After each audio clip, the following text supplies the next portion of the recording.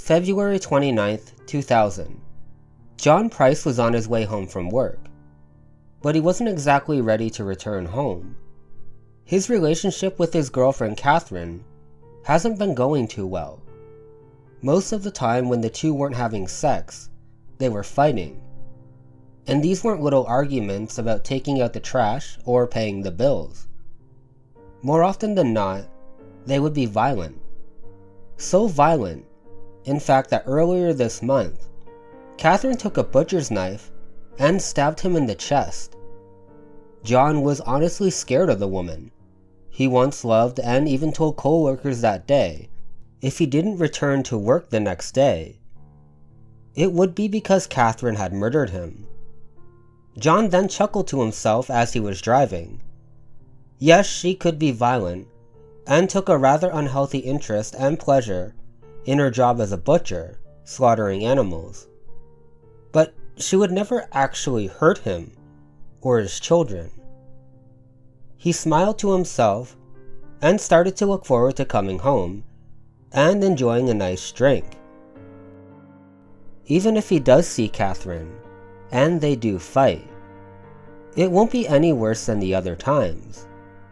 But little did he know, he should have heeded his own warnings a bit more, as the next time anyone would see him, it would be on the kitchen table, served up on a platter, for his children to eat. Hello, my name is Joseph Palmer, and today I wanted to talk about the murder of John Price, and how his murderer cooked his body and served him up to his very own children. Now, without further ado, let's dive into the disturbing case of Catherine Knight.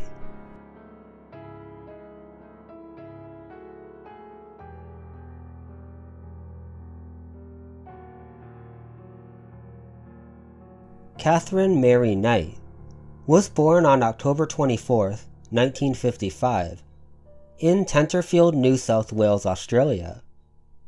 She was born and raised to an unconventional and dysfunctional family. Her mother, Barbara, had been married to Jack Rohan and lived with him in the small town of Aberdeen in New South Wales.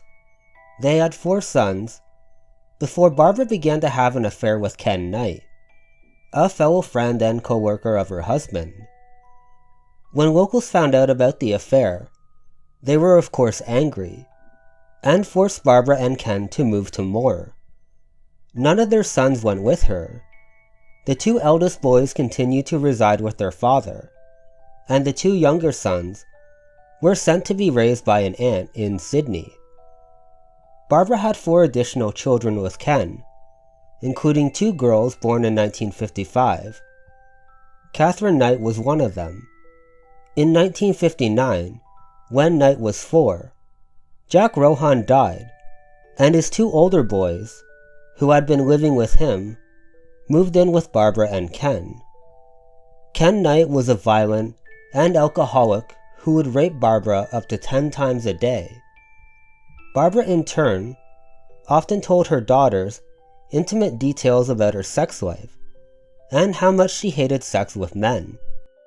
Later, when Catherine complained to her mother that one of her partners wanted her to take part in a sex act she did not want to perform, Barbara told her to, quote, "put up with it and stop complaining." Her life continued to spiral, and when she reached high school, her anger started to manifest.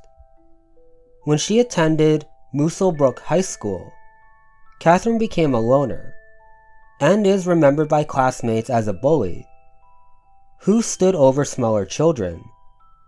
She assaulted at least 1 boy at school with a weapon, and was once injured by her teacher, who was found to have acted in self-defense.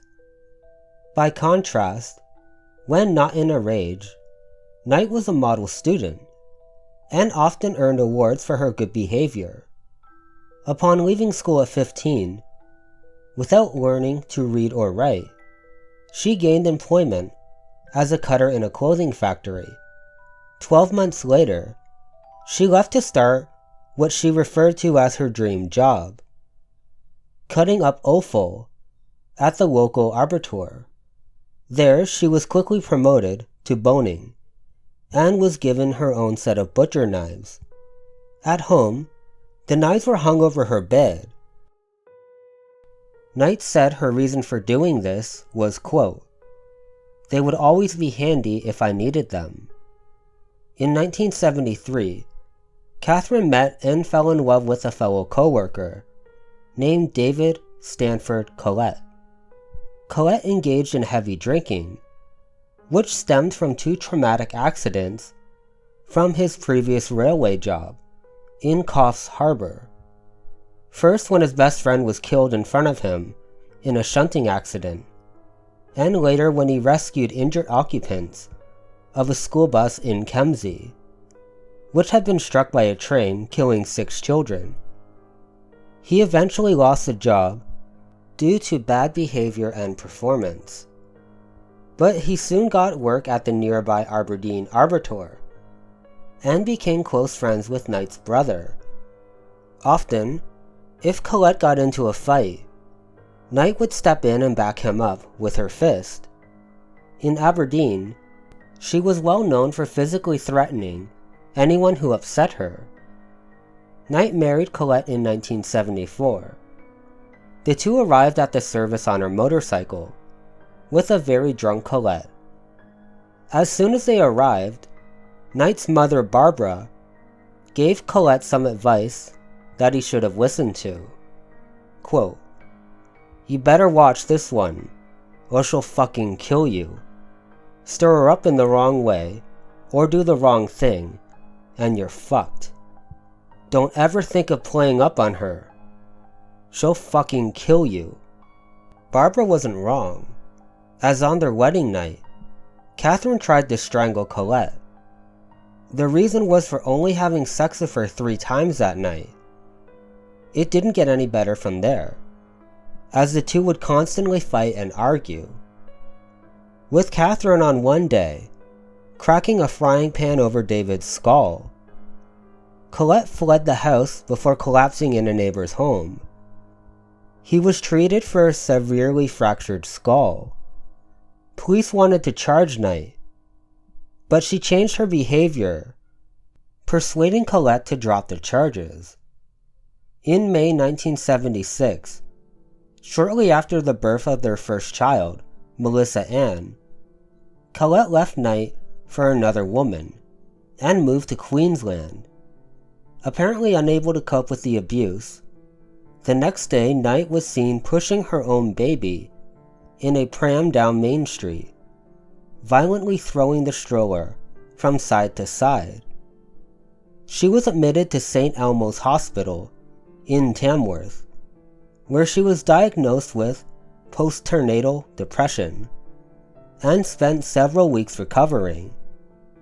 After being released, Knight placed 2-month-old Melissa on a railway line shortly before the train was due. She then stole an axe, went into town, and threatened to kill several people. A homeless man, known in the district as Old Ted, who was foraging near the railway line, found and rescued the baby. By all accounts, only minutes before the train passed.